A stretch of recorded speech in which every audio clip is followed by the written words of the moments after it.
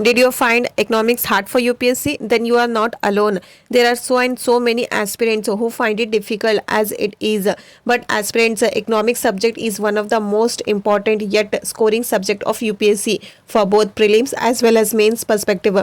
So now let's make it easy through this video. So in this video, I'm going to share you the best strategy for economics. It's a book list and so more. So watch this video till the end to get all the information about economics. So aspirants ये रहा आपका detail strategy plan. सो इस plan में आपको सब कुछ मिल जाएगा, book list, कैसे पढ़ना है, कितना पढ़ना है और कौन सी एनसीईआरटीज़।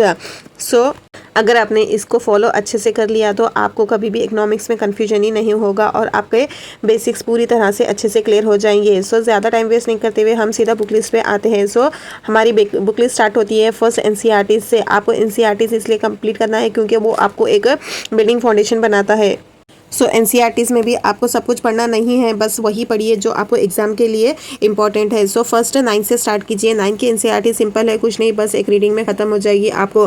सो फर्स्ट 9 की एनसीईआरटी से शुरू करिए। नेक्स्ट है 10th की एनसीईआरटी। सो मैंने बुक नहीं ली थी, मैंने पढ़ा भी नहीं है, सो मैं इसकी 10th की एनसीईआरटी आपको स्क्रीन पे दे दूँगी, वहाँ से देख लीजिए। नेक्स्ट आती है 11th की एनसीईआरटी, इंडियन इकोनॉमिक्स डेवलपमेंट। सो एस्पिरेंट्स ये एनसीईआरटी बहुत ही इंपॉर्टेंट है, आपको इसको अच्छे से कॉन्सेप्चुअल क्लैरिटी के साथ करनी है क्योंकि यहाँ से यूपीएससी बहुत सारे क्वेश्चंस पूछ चुका है।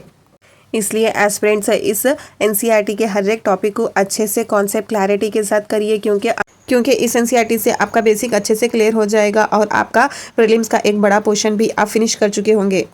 अब नेक्स्ट बात करते हैं क्लास 12th की एनसीईआरटी। सो इसमें आपको दो मिलेंगे, एक माइक्रो और एक मैक्रो।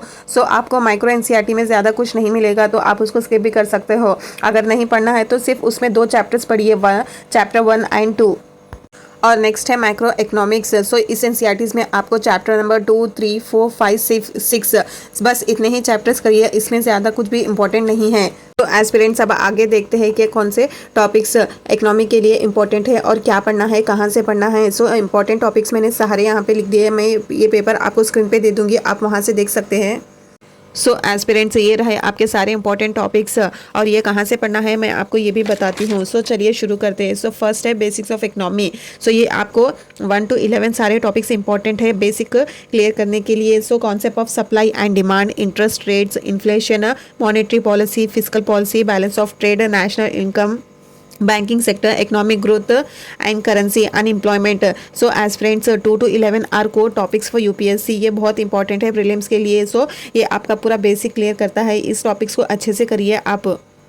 सो नेक्स्ट है developments topics. First agriculture, services, industry, banking, poverty, financial market, infrastructure. So ये इंपॉर्टेंट टॉपिक्स आपको मेंस के लिए काम आते हैं। और नेक्स्ट है policy topics. So economic planning, NITI Aayog, budget, economic survey and privatisation. So ये सारे इंपॉर्टेंट टॉपिक्स आपको मेंस के लिए काम आएंगे। So now let's see how to study this for UPSC. So आपका सोर्स रहेगा NCERTs, Mrunal sir notes and Nitin Sanghania book.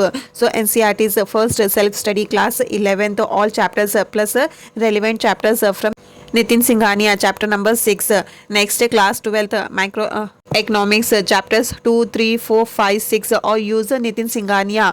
और class 12 micro selected chapters only 1 and 2। So next second है मृणाल सर के नोट्स। सो आपको सेल्फ स्टडी के साथ इसके साथ ऐड ऑन करना होगा मृणाल सर के नोट्स और उनके सारे लेक्चर्स को। So understanding and doubt clarification के लिए। सो थर्ड है आपकी नितिन सिंघानिया बुक। सो मैंने इसको चैप्टर वाइज पूरा डिवाइड कर दिया है, आप यहाँ से देख के पढ़ सकते हैं जो मैंने चैप्टर वाइज बैचेस में डिवाइड किया है। सो चैप्टर नंबर 6, 9, 10, 11। सो बैच फर्स्ट आपको ये फर्स्ट करना होगा, सेकेंड बैच 12, 39, 14, 15। सो ये सेकेंड बैच आपको सेकेंड चैप्टर्स ये करने होंगे। सो थर्ड में आपके 19, 21। सो ऐसे ही करके आपको पूरे चैप्टर्स कंप्लीट करने होंगे। सो ये रहा हमारा कंप्लीट इकोनॉमिक्स की स्ट्रैटेजी फॉर यूपीएससी। सो अगर वीडियो अच्छा लगा है तो लाइक एंड सब्सक्राइब।